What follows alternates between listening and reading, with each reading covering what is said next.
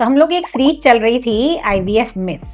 IVF में क्या क्या लोगों के मन में भ्रांतियां हैं। तो एक बहुत इंपॉर्टेंट है कि आईवीएफ सिर्फ ओल्ड कपल्स के लिए होता है, तो ऐसा बिल्कुल नहीं है। बल्कि जितनी यंग एज में आप कराते हैं प्रेगनेंसी के चांसेस उतने ही ज्यादा अच्छे होते हैं। पर इसका मतलब ये बिल्कुल नहीं है कि सारे यंग कपल्स आईवीएफ कराने चले जाएं। पर कहाँ पर यंग कपल्स को आईवीएफ की जरूरत है? जिनका यंग होते हुए भी एएमएच बहुत कम है, यानी कि ओवेरियन रिजर्व बहुत कम है, 0.9, 0.09, 0.02। दूसरा, जिनकी ट्यूब ब्लॉक्स हैं और लैप्रोस्कोपी करके देख लिया गया है या ट्यूब्स खुलने के कोई चांसेस नहीं है। सीमेन पैरामीटर्स बहुत ज्यादा खराब है, लेस देन 2 मिलियन काउंट है, जिसमें और कुछ नहीं हो सकता है। तो these are very very important patients for young patients for IVF. इसके अलावा जैसे बहुत सारी cycle ovulation, induction and time intercourse की हो चुकी है, 2 से 3 साइकिल आईयूआई की भी फेल हो चुकी है, जिसको हम अनएक्सप्लेन्ड इनफर्टिलिटी कहते हैं। तो they are also good patients for IVF because वो करते करते थक भी जाते हैं। Plus there is a group of patients जिसको हम अनएक्सप्लेन्ड ग्रुप कहते हैं, उनमें आईवीएफ काम करता है। तो ऐसा नहीं है कि IVF is only and only for older couples. Somebody who has gone for surgery for like myomectomy, for endometriosis, bilateral big chocolate cyst, surgery हो गई है, उसके बाद suppose she is not conceiving, this is the best time to go for IVF. Why? Because chocolate cyst will come again. या फिर family में कोई genetic बीमारी चल रही है, जैसे आज ही एक पेशेंट आई, उनके यहाँ haemophilia is running in the family. That girl said, madam I don't want this disease to